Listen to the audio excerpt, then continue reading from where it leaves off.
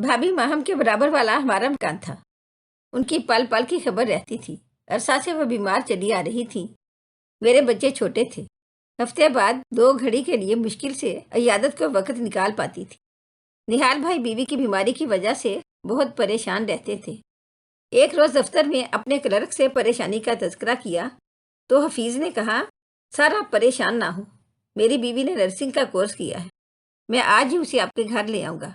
वो आपकी बेगम की तीमारदारी कर देगी। मेरी बच्चियाँ बड़ी हैं, वो घर का काम संभालती हैं। रईसा फारिग होती है। शाम को वो अपनी बीवी रईसा के हमरा बंगले पर हाजिर हो गया। उसकी बीवी ने शादी से कब्ल और शादी के कुछ साल बाद तक अस्पताल में बतौर नर्स नौकरी की थी। वो बहुत अच्छी तीमारदार साबित हुई। वो रोज सुबह भाई निहाल के घर आ जाती और भाभी के पास शाम तक रहती। भाभी बहुत बीमार थी, चलने फिरने हत्ता के खुद उठकर पानी पीने से माजूर थी। उन्हें हमा वक्त एक तीमारदार की ज़रूरत थी। घर के कामों के लिए अलहदा एक मुलाजमा आती थी, मगर बीमार भाभी की देखभाल उसके बस का काम ना था। ऐसे में रईसा हमारी भाभी के हक में फरिश्ता रहमत साबित हुई। वो इंजेक्शन लगाना जानती थी, मरीजा का खाना, उनकी सफाई सुथराई और वक्त पर दवा का ख्याल रखती थी। इस तरह मेरे खालाजाद भाई निहाल को एक बहुत बड़ी परेशानी से निजात मिल गई। रईसा की खुसूसी तवज्जो और एक हंसमुख नर्स की रफाकत के बायस वो जल्दी सेहत याबी की तरफ माइल होने लगी। अब माँ के हमरा उसकी बच्चियां भी आने लगीं। रईसा की एक बेटी 16 बरस और दूसरी 14 बरस की थी। दोनों खूबसूरत और सलीका मंद थी। माँ की तरह हंसमुख और खिदमत गुजार, ऐसी कि बहुत जल्द भाभी के दिल में घर कर लिया। रईसा अगर उनको साथ ना लाती तो भाभी इसरार करती, बच्चियों को क्यों नहीं लाई, उनसे जी बहल जाता है। मेरे सूने घर में रौनक आ जाती है। बड़ी लड़की घर संभालती है, छोटी स्कूल जाती है, इसीलिए सिर्फ छुट्टी के रोज आ पाती हैं। उनको देखकर भाभी के दिल में हुक उठती, ऐ काश मेरी भी कोई इन जैसी बेटी होती तो आज मैं तन्हा ना होती। लेकिन अल्लाह की मर्जी, उनके पास जिंदगी की हर आसाइश मौजूद थी। शोहर आला ऑफिसर और मोहब्बत करने वाला था। शादी को 25 बरस हो चुके थे। कभी एक दिन भी शिकायत का मौका नहीं दिया था। हत्ता के औलाद ना होने का एहसास भी कभी ना दिलाया। अल्लाह ने दौलत, नौकर चाकर, गाड़ी, बंगला क्या कुछ न दिया, मगर गोद सुनी रखी। सब नेमतें पाकर भी भाभी माहम का दिल खाली रहता था। उन्हें औलाद ना होने का गम था, मगर किसी से इजहार ना करती थी। लेकिन रईसा में कोई बात ऐसी थी कि भाभी उसके साथ अपने दुख बांटने लगी। वो कहती, रईसा मुझे अपने से ज्यादा मियाँ का गम है। ये रुपया, पैसा, धन दौलत, ये जायदाद किस काम की, जब उनका नाम लेवा कोई नहीं। ऐ काश मैं किसी तरह ये खुशी उनको मुहैया कर सकती। मेरा बस चले तो अपने मियाँ की दूसरी शादी करवा दूँ। यूं भी बीमार रहती हूँ, इस जिंदगी का कोई भरोसा नहीं है। उन्हें तो खुशियाँ मिल सकती हैं, क्या करूँ, लेकिन वो दूसरी शादी पर कभी राजी ना होंगे। मुझसे बेहद मोहब्बत करते हैं। इसी घर में दूसरी बीवी लाने का तसव्वुर नहीं कर सकते। रईसा भाभी की बातें खामोशी से सुनती और उनकी दिलजोई की कोशिश करती। रईसा ने 3 माह लगातार भाभी की तीमारदारी की, दिन रात एक करके आखिर उनको बिस्तर से उठाकर चलने फिरने के काबिल कर दिया। अल्लाह की मेहरबानी शामिल हाल थी कि हमारी भाभी सेहतयाब हो गई। इस अरसा में रईसा को अच्छी तरह इल्म हो गया कि निहाल साहब के पास बहुत पैसा है। उसने शोहर से कहा, कशमाला के अब्बू, अगर तुम अपने साहब को दूसरी शादी पर आमादा कर लो तो हमारे नसीब जाग सकते हैं। उनकी बेगम भांज हैं और उनकी भी यही आरजू है कि निहाल साहब औलाद हो जाए। तुम किसी तरह कोशिश करो कि वो दूसरी शादी कर लें। निहाल साहब रिटायर्ड होने वाले हैं। उनकी उम्र देखो, इस उम्र में बच्चे हुए भी तो उनके किस काम के। जब वो जवान होंगे तब तक साहब कहाँ होंगे। फिर उनकी दूसरी शादी से हमारा क्या लेना देना। हमारे नसीब इस तरह जाग सकते हैं कि हम अपनी कशमाला से रिश्ता करा दें। रिजवान को भी वो नौकरी लगवा देंगे। तुम्हारी तरक्की भी हो जाएगी। बरसों से क्लर्क चले आते हो, अब तो MA LLB भी कर लिया है तुमने। ये डिग्रियां संदूक में धरी हैं जिनको दीमक चाट रही है, और तुम मैट्रिक पास गिने जाते हो। ग्रेड नहीं बढ़ पाता बगैर सिफारिश के। हमारी बेटी 16 बरस की है। निहाल साहब से उम्र का फ़र्क बहुत ज़्यादा है। ऐसी बेतुकी बात सोचना भी गलत है। कोई गलत नहीं है। गुर्बत और फाका कशी से तो बेहतर है कि दौलत और ऐशो आराम मिल जाए। निहाल साहब अभी रिटायर्ड नहीं हुए, इतनी ज़्यादा उम्र के नहीं हैं। उनसे ज़्यादा उम्र के मर्द दूसरी शादी कर लेते हैं। गज दिन रात कान खाकर रईसा ने शोहर को आमादा कर लिया کہ اتنے اچھے انسان کے لیے اولاد کی خوشی کے بارے میں ضرور سوچنا چاہیے، جبکہ ان کی بیگم بھی راضی ہیں۔ حفیظ نے اپنے صاحب کے کانوں میں دوسری شادی کے فوائد گنوانے شروع کر دیے۔ نہال اپنے اس ماتحت کلرک کی کارکردگی اور اس کے گھر والوں کی خدمت گزاری سے خوش تھے۔ وہ حفیظ کی ہر بات دل کے کانوں سے سنتے تھے، اسے اپنا ہمدرد، مخلص اور غم گسار سمجھتے تھے۔ جب اس نے ان کی دکھتی رگ پر ہاتھ رکھا تو وہ دوسری شادی کے بارے میں سوچنے پر آمادہ ہو گئے۔ تاہم انہوں نے اپنے ماتحت سے کہا، حفیظ تمہاری بات درست ہے، مگر میری بیوی راضی نہ ہوگی۔ وہ بہت اچھی ہے، میری وفادار ہے، اب بیمار رہنے لگی ہے تو کیوں کر ان حالات میں اسے دکھ پہنچانے والی بات کروں؟ پھر مجھے اب کون رشتہ دے گا؟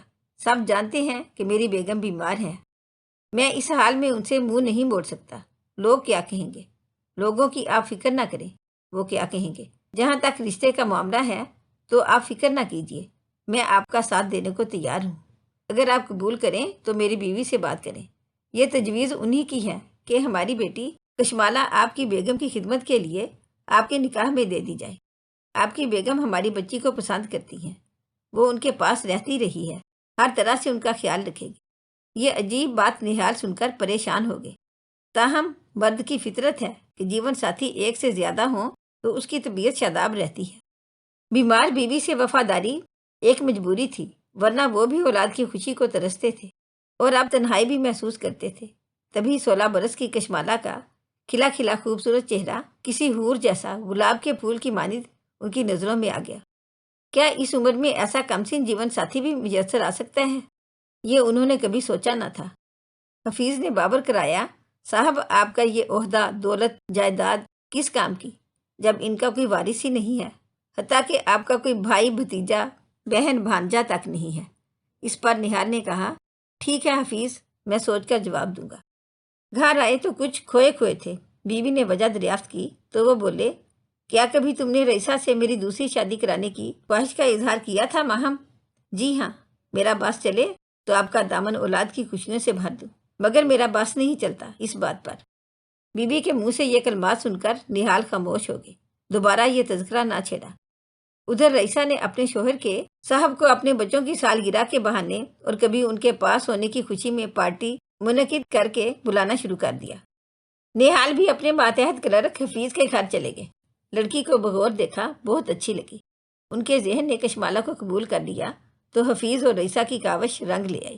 انہوں نے کشمالہ سے شادی پر آمادگی ظاہر کر دی۔ اب مرحلہ تھا بھابھی ماہم کو منانے کا۔ اس کی جرت نہال بھائی میں نہ تھی۔ تب رئیسہ نے تجویز دی کہ فی الحال انہیں اس بارے میں نہ بتایا جائے، کہیں دوبارہ بیمار نہ پڑ جائے۔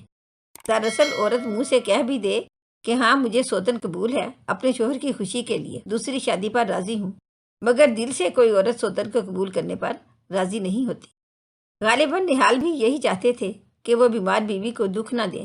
دوسری شادی کرنی ہی ہے تو نکاح پڑھوا کر اس بات کو بیوی سے پوشیدہ رکھیں، جب اولاد ہوگی تب کی تب دیکھی جائے گی۔ انہوں نے اپنی شرط سے حفیظ اور رئیسہ کو آگاہ کر دیا۔ رئیسہ نے کوئی اڑچن نہ ڈالی، وہ چاہتی تھی کہ ہر صورت نکاح ہو جائے، بعد میں سب ٹھیک ہو جاتا ہے۔ کشمالہ کا نکاح ماں باپ کے گھر پر نہال سے ہوا اور وہ انہی کے گھر رہتی رہی۔ اب نہال سسرال جا کر نئی بیوی کے درشن کراتے تھے۔ لیکن یہ قدرتی بات ہے کہ جب وفا میں فرق آ جائے تو رویے میں بھی فرق آ جاتا ہے۔ یہی کچھ بھابھی ماہم کے ساتھ ہوا۔ وہ بیوی جس کے ساتھ نہال نے 25 برس ہنسی خوشی بسر کیے تھے، جب وہ بدلے بدلے نظر آنے لگے تو بھابھی نے محسوس کر لیا کہ کچھ غیر معمولی بات واقعہ ہو چکی ہے۔ تب انہوں نے کرید کر بالآخر ایک روز اگلوا لیا کہ ان کے سرتاج دوسری شادی کی جرت کے مرتکب ہو چکے ہیں۔ وہ خوب روئیں۔ اتنا جھٹکا لگا کہ یہ تک نہ پوچھا کہ کسے دوسری شادی کی ہے، بس اسی قدر کہا کہ دیکھو میری موجودگی میں کبھی دوسری عورت کو اس گھر میں مت لانا، ورنہ میں جان سے جاؤں گی۔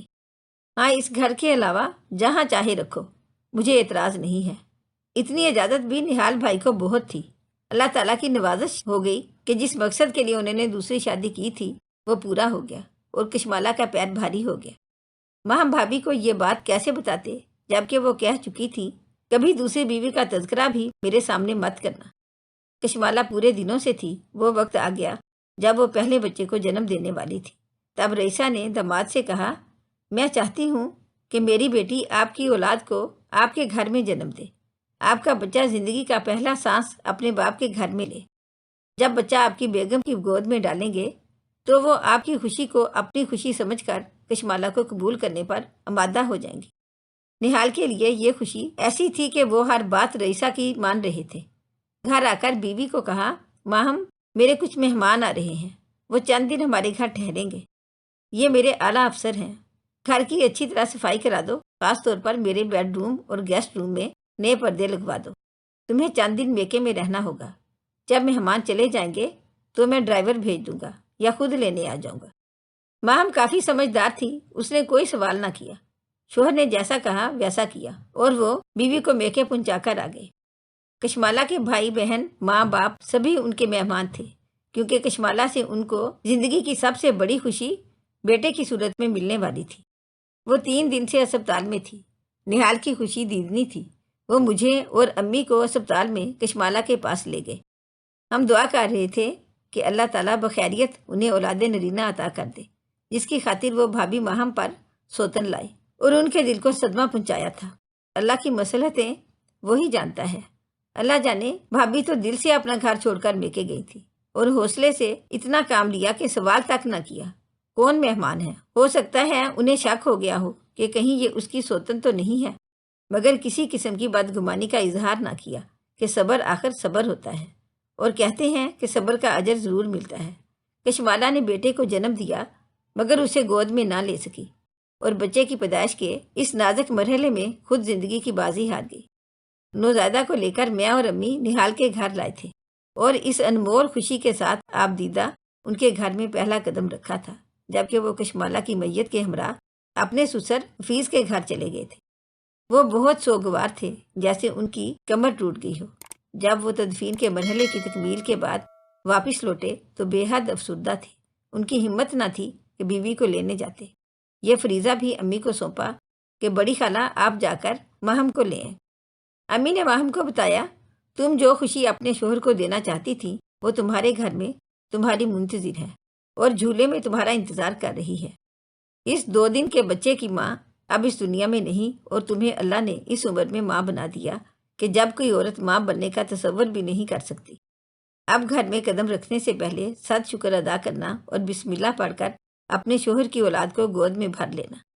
میری سمجھدار بھابھی نے جی آپا کہا اور اللہ تعالیٰ کا شکر ادا کرتے ہوئے گھر میں قدم رکھا اور کشمالہ کے بچے کو پالنے سے اٹھا کر کلیجے سے لگا لیا۔ ان دنوں میرا بچہ بھی شیر خوار تھا اور میں اس قابل تھی کہ اپنے کزن کے اس ننھے بیٹے کو دودھ پلا کر حیات نو کے چند قطرے اللہ کی رضا کی خاطر دان کر سکوں۔ صبح شام میرا بھابھی ماہم کے پاس جانا ہوتا تھا۔ وہ بہت خوش تھیں، بچہ ان کے لیے نئی زندگی کی نوید بن گیا تھا۔ ان کی ممتا کو اس کی کلکاریوں نے نہال کر دیا تھا۔ اس احساس سے خوشی نے ان کی بیماری کو شکست دے کر انہیں بالکل تندرست و توانا کر دیا تھا، گویا وہ دوبارہ جی اٹھی تھی۔ قدرتی بات یہ کہ بچے کی حقیقی ماں نہ رہے تو دکھ ہوتا ہے۔ کچھ دن نہال کشمالہ کے دکھ کی وجہ سے مرجھائے رہے، پھر اپنی باوفا رفیق حیات کا پیار پا کر اس دکھ سے راحت پالی۔ ننھے مہتاب کو پا کر نہال اور بھابھی بہت خوش تھے کہ جوں جوں وہ بڑا ہوتا جاتا تھا ان کی خوشیاں بھی بڑھتی جاتی تھیں، لیکن رئیسہ اور حفیظ افسردہ تھے۔ گرچہ وہ اپنے نواسے سے ملتے رہتے تھے، لیکن نواسا ان کی جواں سال بیٹی کا نعم البدل نہیں ہو سکتا تھا، جو 9 عمری میں ان کو داغ مفارقت دے گئی تھی۔ اللہ تعالیٰ کے کاموں میں، اس کی مصلحتوں میں اس کے سوا کسی کا اختیار اور دخل نہیں۔ وہ جو چاہے ہوتا ہے کہ وہ بے نیاز ہے اور انسان بس مٹی کا کھلونا ہے، ایک لاچار مکڑی کی مانند اپنے خوابوں کے تانے بانے بنتا ہے۔ کبھی تعبیر مل جاتی ہے اور کبھی جالے الجھ کر ٹوٹ جاتے ہیں۔ اگر آپ کو ہماری آج کی کہانی اچھی لگی ہو تو پلیز اسے لائک کریں، شیئر کریں اور مزید اچھی ویڈیو کے لیے ہمارے چینل کو سبسکرائب کریں۔ شکریہ۔